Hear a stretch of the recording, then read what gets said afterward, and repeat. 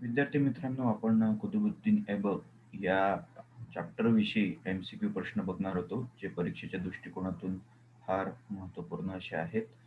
त्या दृष्टिकोनातून आधी आपण जे लेक्चर घेतलं होतं, त्यातलाच हा एक कंटिन्युएशनचा भाग आहे, जो मी आता तुम्हाला शेअर करतोय. स्क्रीनवर म्हणजे तुम्हाला सध्या स्थितीमध्ये जे एम-सी-क्यू टाइप क्वेश्चन दिसतायत, ते नव्याने काही विचारलेले काही एम-सी-क्यू टाइप क्वेश्चन जे आहेत, ती पेपरमध्ये सातत्याने येत राहतात.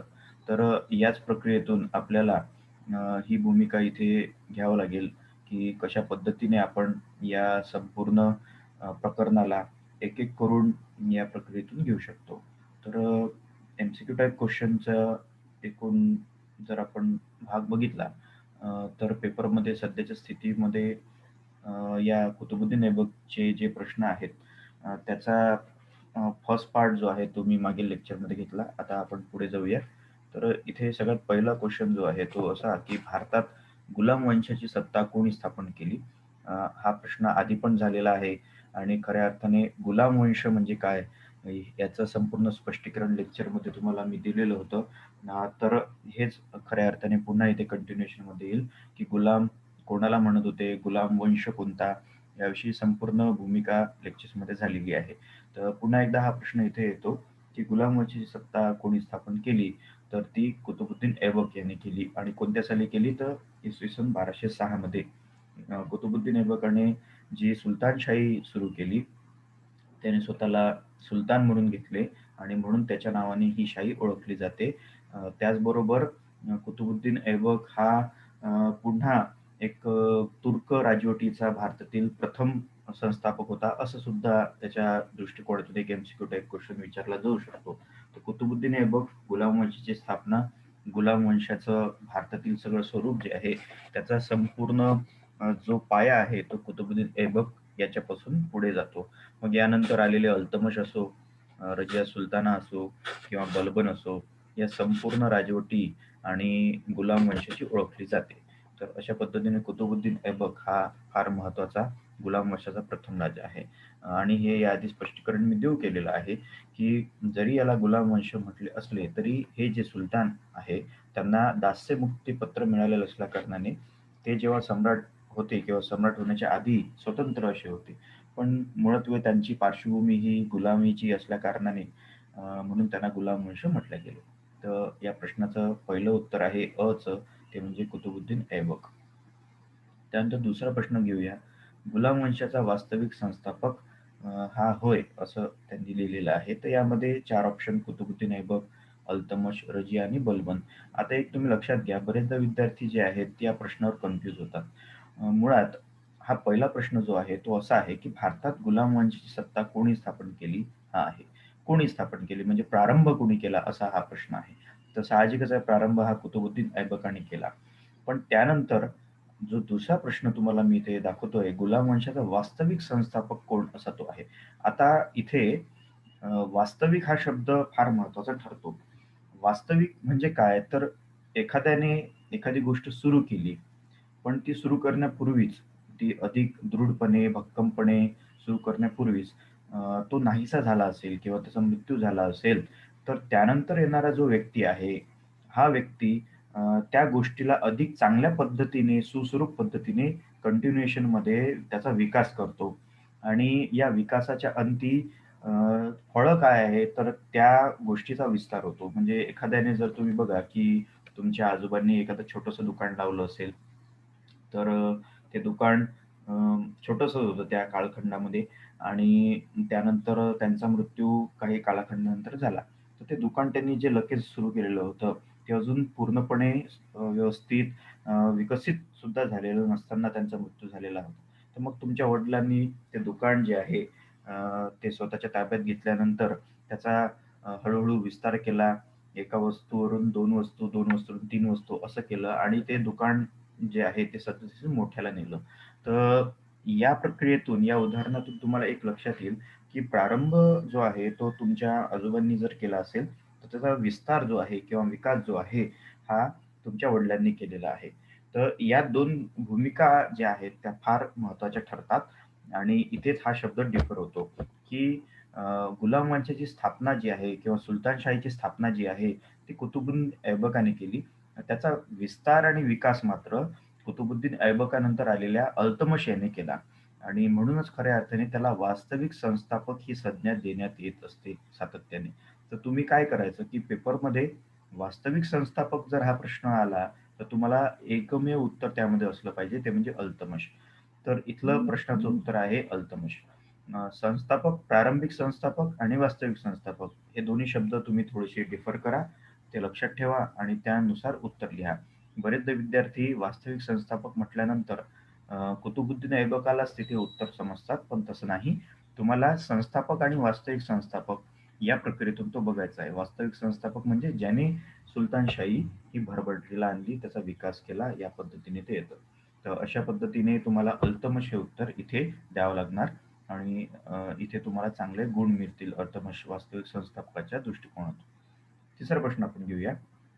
कुतुबुद्दीन ऐबकाचा जन्म इथे रिकाम्या जागांमध्ये झाला असं तो आहे. तर इथे 4 ऑप्शन आहेत ते म्हणजे इराण, इराक, तुर्कस्तान आणि ग्रीक. तर इराणीयन संस्कृती जे तुम्हाला आधी आपण बघितलं पर्शियन संस्कृती जी आहे ती इथे येते. तर कुतुबुद्दीन ऐबक हा मुळत्वे जर आपण म्हणूया तर तुर्क होता. म्हणजे तुर्क वंशीय राजा तो होता. तुर्क हा जो वंश आहे हा मध्य एशियामधले त्या एक भटक्या जनजाती होत्या. ज्या शिकार करायच्या, युद्ध करायच्या, लुटमारी करायच्या आणि एका क्षेत्रातून दुसऱ्या क्षेत्रामध्ये तिथे फिरत राहायच्या. त्यांचे आपापसात सुद्धा संघर्ष होते. म्हणजे तुर्कांच्या वेगवेगळ्या टोळ्या होत्या, ज्या टोळ्या आपापसात संघर्ष सातत्याने करायचा. आता मध्य एशिया म्हणजे कोणता? तुर्क मध्य एशियातून सगळ्या जगामध्ये विस्तारले. तर हा मध्य एशिया कोणता? तर आजच्या परिभाषेमध्ये मध्य एशिया म्हणजे कोणता? की उझबेकिस्तानचा जो प्रदेश आहे. उझबेकिस्तान आपण नकाशावर बघितला आजच्या ठिकाणी. तर उझबेकिस्तान, दक्षिण रशियाचा भाग त्यानंतर जर आपण म्हणायला जाऊया, की तुर्कस्तान तर वेगळा पडतो. पण आजचा तुर्कस्तान हा तेव्हाचा तुर्कस्तान नव्हता. म्हणजे तिथे तुर्क राजवट जे आहेत, मध्य एशियाचा भाग जर आपण म्हणूया, तर तुर्कस्तान तिथे नव्हता. तर उझबेकिस्तान जो आहे, हा खऱ्या अर्थाने महत्त्वाचा प्रदेश आहे आणि रशियाचा दक्षिण भाग जो आहे, तो मध्य एशिया म्हणून ओळखला जात असे. तर उझबेकिस्तान हे जर तुम्ही बघितलं नकाशावर, तर तुम्हाला लक्षात येईल. तर उझबेकिस्तानच्या प्रदेशामध्ये तुर्क लोकं जे होते ते मोस्टली होते आणि ते सातत्याने त्या स्टेपीजच्या प्रदेशामध्ये अर्थात स्टेपीजचा प्रदेश म्हणजे गवताळ प्रदेश. त्या गवताळ प्रदेशातले ते रहिवासी होते आणि ते भटक्या जातीचे होते, जमातीचे होते, की जे सातत्याने शिकार, पशुपालन आणि यावरच निर्भर करत होते. शेती व्यवसाय त्यांनी त्या कालखंडामध्ये केला नाही. कालांतराने जेव्हा ते स्थायिक झाले वेगवेगळ्या प्रदेशामध्ये, तेव्हा त्यांनी शेती करायला तिथे सुरुवात केली. तर कुतुबुद्दीन ऐबक हा तुर्क जनजातीचा असल्याकारणाने इराणमध्ये त्याचा जो एकूण संबंध आहे तो तसा येत नाही. ते पर्शियन लोकं जर आपण म्हणूया तसे ते आहे. त्यानंतर इराक सुद्धा आहे. इराणनंतर इराक हा प्रदेश येतो. तर इराक सुद्धा इथे या प्रश्नाचं उत्तर नाही. तर इथे तुर्कस्तान आलेलं आहे आणि ग्रीक आलेलं आहे. ग्रीक तर समजा युरोपमधलंच सगळ्यात महत्त्वाचा देश असल्याकारणाने तिथे कुतुबुद्दीन ऐबकाचा जन्म होऊ शकत नाही. तर तुर्कस्तान हे खऱ्या अर्थाने त्याचं महत्त्वाचं उत्तर आहे. तर कुतुबुद्दीन ऐबकचा जन्म हा तुर्कस्तानमध्ये झाला. तर हा तुर्कस्तान जो आहे, हा तेव्हाच्या कालखंडातला सगळ्यात महत्त्वाचा प्रदेश होता, जो उझबेकिस्तानच्या प्रक्रियेमधून येतो तुम्हाला. तर इथे कुतुबुद्दीन ऐबक हा तुर्क असल्याकारणाने तुर्कस्तान हे त्याचं सगळ्यात महत्त्वाचं उत्तर आहे. हे तुम्ही लक्षात ठेवायचं. त्यानंतर इसवी सन 1206 ते 1290 हा कालखंड 1 मिनिट.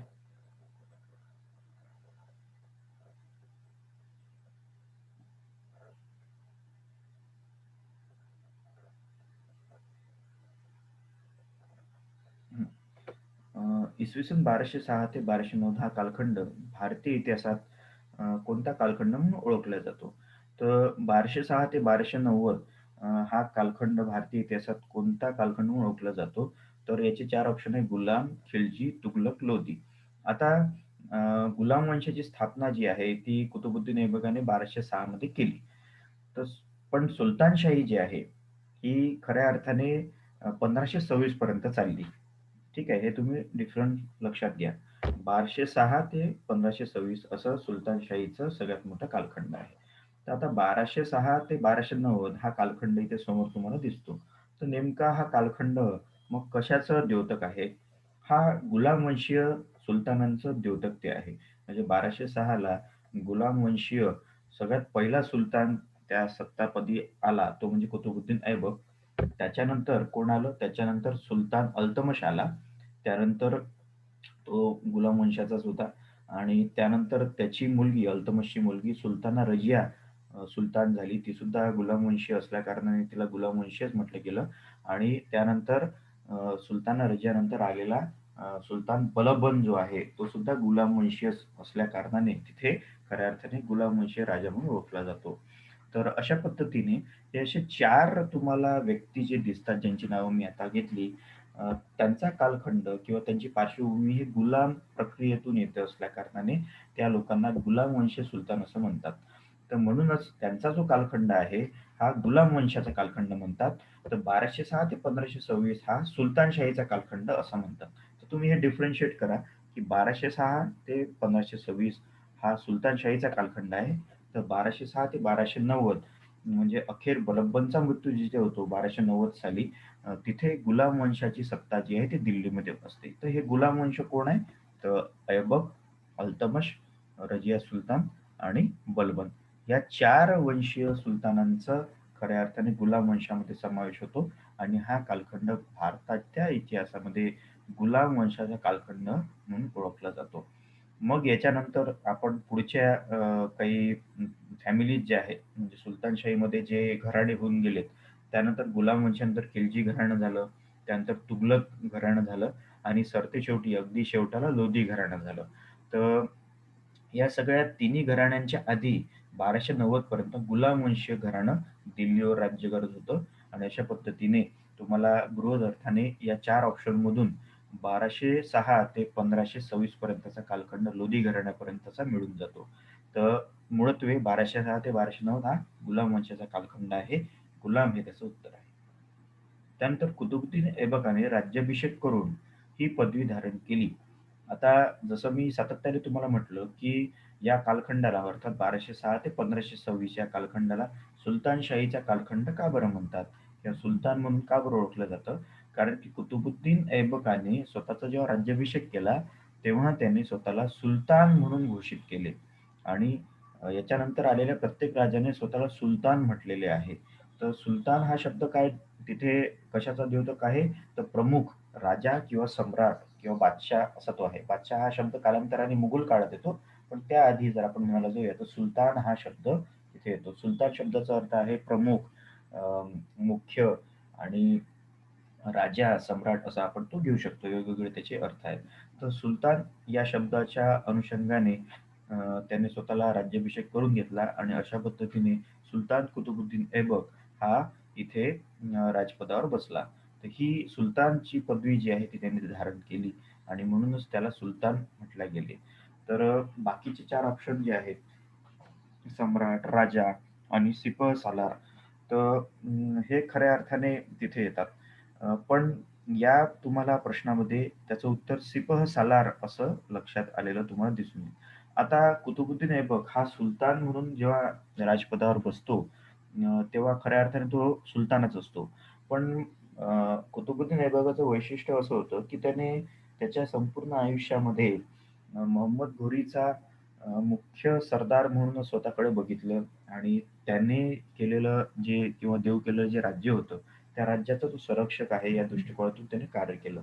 त्यामुळे तो सिपहसालार या पदवीच्या दृष्टिकोनातून अधिक स्वतःचं वैशिष्ट्य सांगत असे. सिपहसालार म्हणजे काय तर सेनापती, सेनेचा नेतृत्व करणारा असा तो शब्द आहे. हा तेव्हा सुलतानशाही कालखंडातील शब्द आहे आणि हे पुढे जाऊन प्रशासकीय अर्थाने सुद्धा पुढे येईल तुमचा. तर सिपहसालार म्हणजे काय तर सैन्याचा प्रमुख किंवा सेनापती असा तो शब्दचा अर्थ आहे. तर इथे कुतुबुद्दीन ऐबक हा स्वतःला सिपहसालार जास्त म्हणून घेत असे आणि त्या अर्थाने तो मोहम्मद घोरीला आपलं स्वामी मानायचा आणि स्वामीचं एकूण योगदान आपल्या जीवनातलं ओळखून तो त्यांना एक विशेष महत्त्व मोहम्मद घोरीला द्यायचा आणि मोहम्मद घोरी सुद्धा त्याचा एक प्रिय पिता असल्या कारणाने जरी त्याने त्याला गुलाम म्हणून विकत घेतले असले आणि त्याचं पालनपोषण त्याने केलं असलं, तरी या दोघांमधलं जे रिलेशन होतं ते खूप उत्तम दर्जाचं होतं. आणि म्हणूनच ही गोष्ट ओळखून कुतुबुद्दीन ऐबकाने संबंध जीवनभर स्वतःला त्याचा सेवकच मानलं आणि त्याने देऊ केलेलं जे राज्य होतं, त्या राज्यावर तो अधिकृत पद्धतीने सुलतान म्हणून जरी बसला, तरी स्वतःला तो सिपह सालार म्हणून घेण्यात धन्यता मानत असे. तर अशा पद्धतीने या प्रश्नाचं उत्तर तुम्हाला 2 असू शकतात. जर तुम्हाला जर द्यायचे असेल, सगळ्यात पहिले तर ते सुलतानच आहे आणि त्यानंतर इथं सिपह सालार लिहिलेलं आहे. तर तुम्ही हा प्रश्न थोडासा कन्फ्युजन होतो. तर त्या प्रक्रियेतून जर सिपह सालार जर आलं किंवा सुलतान आलं, तर 2 पैकी एक तुम्ही या प्रक्रियेतून घेऊ शकता. कारण की जेव्हा आपण राज्याभिषेक करून स्वतःला एक पदवी घेत असतो, तेव्हा खऱ्या अर्थाने ती सुलतान, सम्राट किंवा राजा म्हणूनच घेत असतो. त्याच्याशिवाय राज्याभिषेक नसतो. तर सुलतान हा सगळ्यात पर्याय महत्त्वाचा इथे मला वाटतं तो तुम्ही देऊ केला, तरी तुमचं उत्तर चुकणार नाही. आणि सिपह सालार म्हणून त्याची जी नियुक्ती जी आहे, ती मोहम्मद घोरीच्या कालखंडापासून असल्या कारणाने ते कंटिन्यूशनमध्ये राहील. तर इथे आपण आता पुढचा प्रश्न घेऊ. अजमेर येथील ढाई दिन का झोपडा ही मशीद कोणी बांधली? पुन्हा एकदा हा प्रश्न आपल्यासमोर आलेला आहे कारण की प्रसिद्ध ही ढाई दिन का झोपडा इमारत आहे आणि हा प्रश्न त्याचमुळे बऱ्याच वेळा विचारला जात असतो. तर ढाई दिन म्हणजे काय तर 2.5 दिवसात. तर 2.5 दिवसात जी मशीद बांधण्यात आली तिला काय म्हटण्यात आलं तर ढाई दिन का झोपडा असं म्हणण्यात आलं. तर ती कोणी बांधली? तर कुतुबुद्दीन ऐबकाने ती बांधली. कुठे बांधली? तर अजमेर. तर हे 3 ऑप्शन तुम्ही लक्षात घ्या, की ढाई दिन का झोपडा म्हणजे काय आहे? तर ती मस्जिद आहे. त्यानंतर ती कुठे बांधण्यात आली? तर अजमेर. त्यानंतर ती कोणी बांधली? तर कुतुबुद्दीन ऐबकाने बांधली. तर अशा पद्धतीने हे 3 ऑप्शनाचे किंवा 3 प्रश्नाचे उत्तर तुम्हाला इथे एकाच प्रश्नामध्ये मिळू शकतात. येस. तबकात-ए-नासरी हा ग्रंथ कोणी लिहिला? तबकात-ए-नासरी हा एक प्रसिद्ध ग्रंथ आहे, ज्यामध्ये तुम्हाला त्या कालखंडातली सुलतानशाही कालखंडातली बरीचशी माहिती मिळते. तर यामध्ये जे नावं आली आहेत हसन निजामी, अब्दुल फझल, बदायुनी आणि मिन्हाज सिराज या चारही ऑप्शनमधले जे व्यक्ती आहेत ते अ, यातले 3 जे हसन निजामी, बदायुनी आणि मिन्हाज सिराज हे सुलतानशाही कालखंडातले दरबारी व्यक्तिमत्व होते, जे साहित्यिक होते ज्यांच्याकडे विविध विभागाची कामकाज होती. त्यानंतर ते विद्वान सुद्धा म्हणून ओळखले जातात आणि यांना सुलतानांनी प्रत्येक सुलतानाने प्रश्रय सुद्धा दिला आहे. तर यांनी त्या कालखंडामध्ये जे पुस्तकं लिहिले किंवा अनुभव लिहिला ते फार महत्त्वाचे आहे या सुलतानशाहीचा इतिहास समजून घेण्यासाठी. म्हणूनच याच संपूर्ण ग्रंथामध्ये तबकात-ए-नासिर हा ग्रंथ जो आहे महत्त्वाचा दिसून येतो. मग काल आपण जो आहे तो तारीख-ए-फिरोजशाही हा ग्रंथ बघितला आणि या संपूर्ण फिरोजशाहीच्या प्रक्रियेतून आपण फिरोजशाह तुघलकाचा कालखंड बघितला. तसंच त्या पद्धतीने तबकात-ए-नासिरी हा ग्रंथ ज्याने लिहिला तो अर्थातच आहे मिन्हाज उल सिराज त्याला म्हटलं जातं. मिन्हाज सिराज असा तो आहे. तो ड ऑप्शन त्याचा आहे. या पुस्तकाचं नाव आणि त्याचा लेखक तुम्ही पाठ करून घ्या. कारण की तबकात-ए-नासिरी हे पेपरमध्ये विचारला झालेला महत्त्वाचा प्रश्न आहे. तर मिन्हाज सिराज हा तिथे येतो. पुढचा प्रश्न आहे, लाख बक्ष ही पदवी कोणी धारण केली? तर काल मी याचं एक्सप्लेनेशन तुम्हाला देऊ केलं होतं, की लाख बक्ष म्हणजे लाखो रुपये किंवा लाख-लाख देणग्या देणारा, बक्षणारा म्हणजे कोण? तर कुतुबुद्दीन ऐबक. तर लाख बक्ष ही एक त्याची जी पदवी होती, तो फार प्रसिद्ध होता. धर्माचं एकूण योगदानात ते महत्त्वाची भूमिका पार पाडायचा. सामाजिक योगदानामध्ये त्याचं याच पद्धतीने एकूण अ, दानाच्या संदर्भामध्ये योगदान आहे. तर हे सगळं करत असताना त्याला लाख बक्ष ही पदवी आपोआप मिळाली आणि पुढे जाऊन कुतुबुद्दीन ऐबक हा लाख बक्ष सुलतान म्हणून सुद्धा ओळखला जातो. तर लाख बक्ष या शब्दाला लक्षात ठेवा आणि सरसकट त्याचं उत्तर आहे कुतुबुद्दीन ऐबक. त्यानंतर अल्तमशचे प्रश्न इथे सुरू होतात. तर अल्तमशच्या प्रश्नांना आपण बगल देऊया कारण की कुतुबुद्दीन ऐबक हा खऱ्या अर्थाने आपल्या लेक्चरचा भाग होता आणि त्याला आपण न्याय दिला असल्या कारणाने कुतुबुद्दीन ऐबकाचे प्रश्न या प्रक्रियेमधून पुढे येतात. आता इथे आणखी काही महत्त्वाची बाब मी तुम्हाला सांगेल ती अशी की काही ऑब्जेक्टिव्ह प्रश्न जी आहेत ती सातत्याने इथे येत राहतात. कुतुबुद्दीन ऐबकाच्या बाबतीत, की भारतामध्ये प्रथम तुर्क मस्जिद जी ज्याने बांधली, ज्याचं नाव आहे कुवत उल इस्लाम हा शब्द त्यामध्ये येतो. तर कुवत उल इस्लाम ही जी मस्जिद जी आहे, ती भारतामध्ये 1197 साली बांधण्यात आली. म्हणजे प्रथम जी सुलतानशाही जी आहे, ती स्थापन करण्यापूर्वीची गोष्ट ही आहे. तर ती ऐबकांनी सिपहसालार असताना इथे स्थापन केलेली होती. तर भारतातील प्रथम तुर्क मस्जिद जी आहे, कुवत इस्लाम तिला म्हटलं गेलं. ती 1197 साली ऐबकाने स्थापन केलेली होती. ही सगळ्यात प्रथम तुर्क मस्जिद आहे भारतातली. त्यानंतर ढाई दिन का झोपडा तर आहेच, त्याला अढाई दिन सुद्धा म्हणतात. म्हणजे अढाई हा शब्द अडीच या अर्थाने सुद्धा येतो. तर ती 1200 मध्ये बांधण्यात आलेली मस्जिद आहे, जे त्याचा प्रश्न आपण इथे आत्ताच घेतला आणि ती अजमेर येथे ऐबकाने बांधली. त्यानंतर भारतातील प्रथम तुर्की राज्याचा संस्थापक किंवा प्रथम तुर्क शासक असं जर कोणाचं नाव येत असेल, तर ते सुद्धा कुतुबुद्दीन ऐबकच आहे. अर्थात कारण की तो तुर्की वंशाचा असल्या कारणाने ज्याचं एक्सप्लेनेशन मी तुम्हाला दिलं. त्यामुळे भारतामधली प्रथम तुर्क शासक जे आहे तो तो होता. आता त्याच्या आधी जो घोरी होता, मोहम्मद घोरीचं नाव आपण घेतो, ज्याचा तो गुलाम होता. हा मोहम्मद घोरी हा तुर्क नाही, तर तो इराणमधून आलेला व्यक्ती असल्या कारणाने, अफगाणिस्तानमधून आलेला असल्या कारणाने त्याला त्याची पार्श्वभूमी तशी होती. तर इथे भारतामध्ये प्रथम तुर्की राज्याचा संस्थापक म्हणून जर आपण बघितलं तर तो येतो आणि कुतुबुद्दीन ऐबक त्याचं नाव पुढे येतं. तर इथे आणखी एक गोष्ट जर सांगायची झाली, तर कुतुबुद्दीन ऐबकाने दिल्लीची सुलतानशाही स्थापन जरी केली असली, तर तरी तो बराचसा काळ जो आहे, तो लाहोरमध्ये राहिला असल्या कारणाने लाहोर ही त्याची कधीकाळी राजधानी असायची. तर दिल्ली आणि लाहोर यामध्ये जर तुम्हाला काही प्रश्न आला, तर त्याची एकूण भूमिका दिल्लीपर्यंतच तुम्ही मर्यादित करा. लाहोर राजधानीचं शहर म्हणून त्याला बाजूला करा. त्यानंतर कुतुबुद्दीन ऐबक हा स्वतःला जसं मलिक किंवा सिपहसालार म्हणून घेत असे, तर इथे खऱ्या अर्थाने ते येतं. त्यानंतर त्याचं टायटल आहे लाख बक्ष हे त्याचं टायटल आहे. आणखी एक महत्त्वाचं म्हणजे त्याचा मृत्यू जो आहे तो चौगान अर्थात आधुनिक पोलो जो आपण त्याला म्हणूया, तो खेळताना झाला. तर अशा पद्धतीने कुतुबुद्दीन ऐबकाचं संपूर्ण एकूण ऑब्जेक्टिव्ह जे पेपरमध्ये विचारले जातात, ते मी तुम्हाला इथे दर्शविलेले आहेत. याचा अभ्यास तुम्ही करा आणि सातत्याने हे प्रश्न येत असले कारणाने याच्या व्यतिरिक्त पेपरमध्ये असं काहीही येत नाही. तुम्ही सातत्याने या संपूर्ण प्रश्नाचे संदर्भ जे आहेत ते शोधत राहा. तर ही भूमिका इथे मांडून मी आता थांबतोय. आपण पुन्हा भेटूया नवीन टॉपिकमध्ये. नवीन टॉपिकच्या प्रक्रियेतून अल्तमश हा आपलं पुढचं प्रकरण राहील आणि त्याच्या संदर्भातले एम-सी-क्यू टाइप क्वेश्चन जे आहेत ते आपण घेऊया.